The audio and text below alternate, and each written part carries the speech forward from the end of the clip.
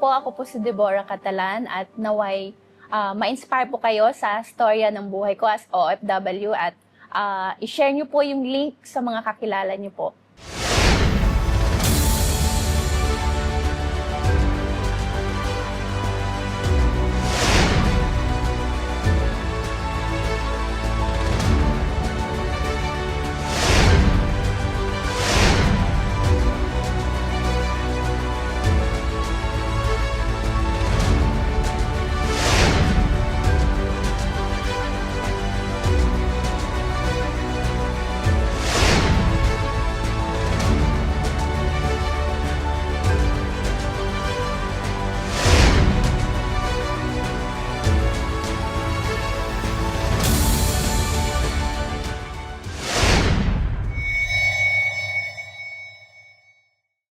Hi, Ma'am Deborah. Taga saan po kayo sa Philippines? Zamboanga po. Zamboanga. City.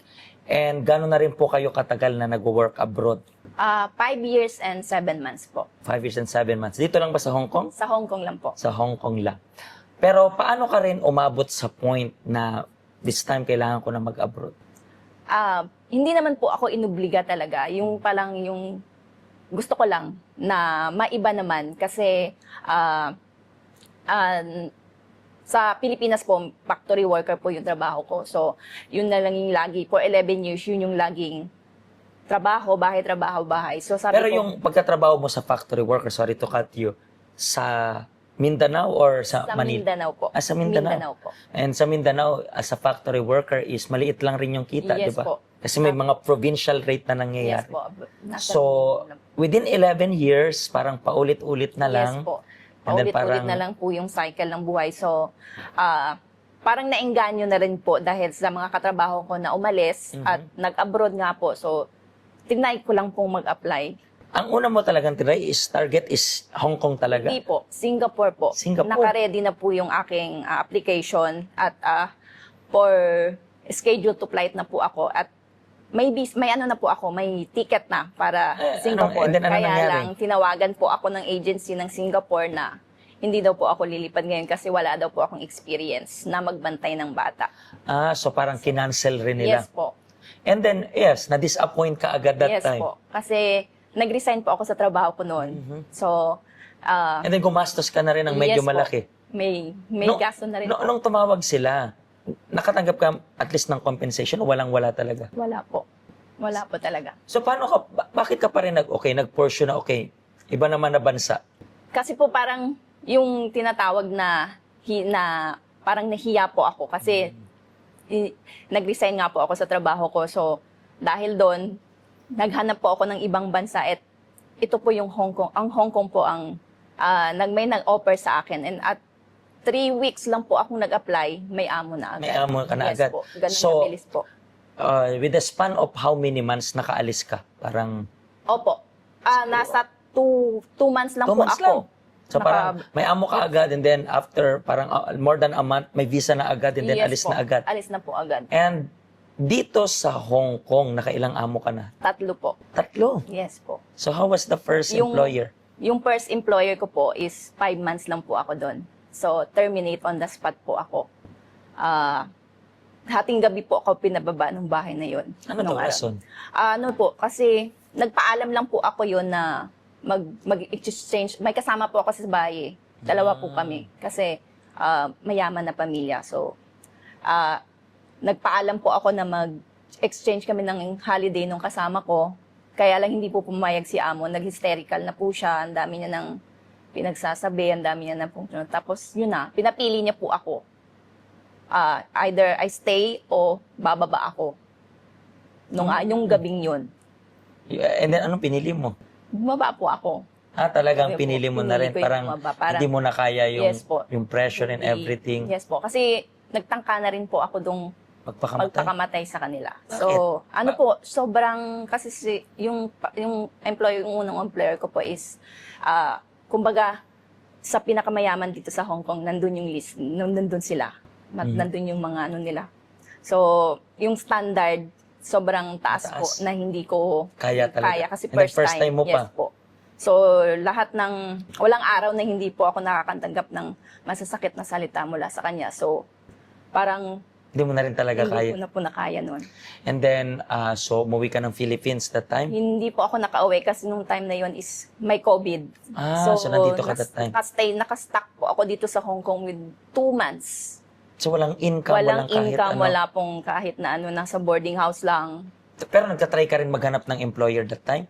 Nung time po na terminate ako, may agency po akong nilapitan. So, nakuha po agad ako at nagpirma po agad ng kontrata. So, Bagong kontrata. sa pangalawang amo mo naman, gano'ng katagal? 2 years po and nag-extend po ako ng 2 months. Bakit 2 months lang yung extend? Kasi po, nag-apply po ako para ibang bansa na naman. So, parang magko-cross Yes country po, ka. So, yun yung, cross-country po ako. saan mo sana plano na, Poland po yung ano po. May ano na po ako, working permit. Inaantay ko na lang po yung visa ko. So, dapat yung sa pangalawang employer ko is i-renew nila ako pero inayawan ko po. kasi nga dahil Kasi dito po sa... dahil dito sa And then, pag-apply ano ko. nangyari? Bakit di ka natuloy doon? Nagsara po yung agency ng Poland. So, hindi na nila makaya yung ano, bigla na lang po But do you think na nagsara talaga or parang scam? parang scam na rin po yun. Kasi, di ba, actually, I spoke to a lot of mga kababayan rin natin na the same thing yung dahilan.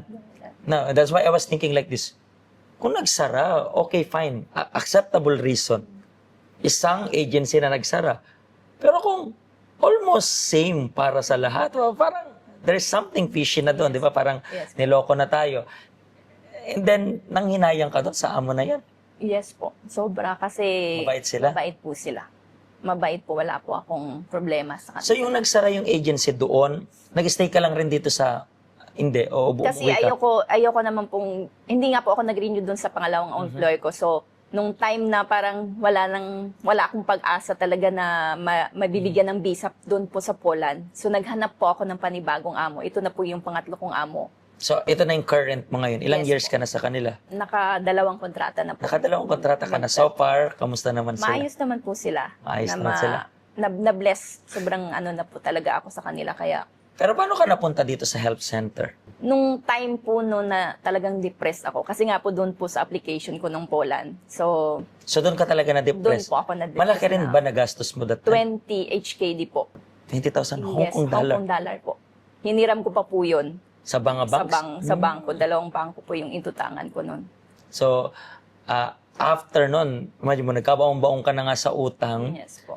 and then, doon ka na rin na-depress talaga. Yes po. So, doon na rin yung, paano ka napunta dito? May mag-invite sa inyo? nag-invite po sa akin doon sa Central. May nag-evangelize. And then, kinulit lang ako ng kinulit.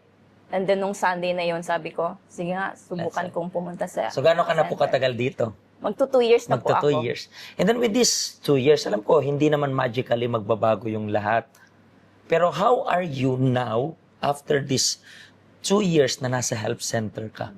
Nung dito na po ako sa health center, sobrang natutunan ko lahat ng mga hindi ko natutunan dati. Yung kung paano i-handle yung sarili ko na huwag basta-basta magdesisyon.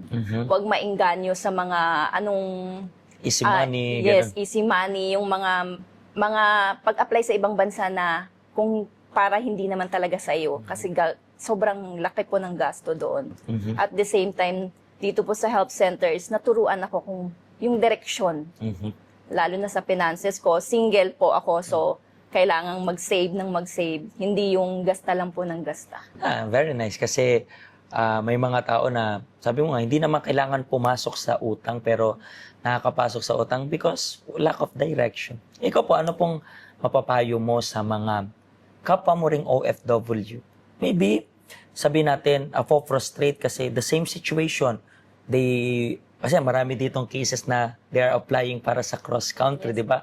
And then they keep on failing. And then, minsan inisip nila malas, inisip nila, madidepress sila. Ano mapapayo mo sa kanila?